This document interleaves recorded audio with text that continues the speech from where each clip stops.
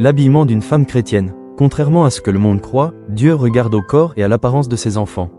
Il prête une attention particulière à ce que nous portons comme vêtements. Dire que le chrétien peut s'habiller comme un païen et être agréable à Dieu est un mensonge du diable qui dit que Dieu regarde au cœur et non au corps. Si Dieu ne regarde pas au corps, à qui appartient donc le corps? Au diable? Non. Notre corps appartient au Seigneur et nous devons le garder pur et saint. 1 Corinthiens 6h19. Ne savez-vous pas que votre corps est le temple du Saint-Esprit qui est en vous, que vous avez reçu de Dieu, et que vous ne vous appartenez point à vous-même? D'ailleurs, Dieu a établi dans sa parole le modèle d'habillement de ses enfants. Lisons, 1 Timothée 2:9-10. Je veux aussi que les femmes, vêtues d'une manière décente, avec pudeur et modestie, ne se parent ni de tresses, ni d'or, ni de perles, ni d'habits somptueux, mais qu'elles se parent de bonnes œuvres, comme il convient à des femmes qui font profession de servir Dieu.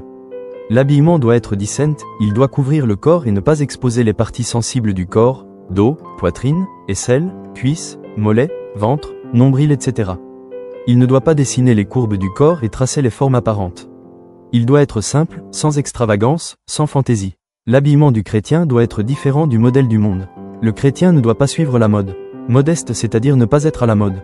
L'habillement d'une chrétienne ou d'un chrétien ne doit pas être quelque chose de sexy ou de séduisant. Ces choses déplaisent à Dieu. Nous prions les chrétiens de ce siècle à sortir du modèle d'habillement du monde et suivre celui prescrit par le Seigneur Jésus de peur d'être rejeté au dernier jour. Sophonie 1/8. Au jour du sacrifice de l'Éternel, je châtierai les princes et les fils du roi, et tous ceux qui portent des vêtements étrangers.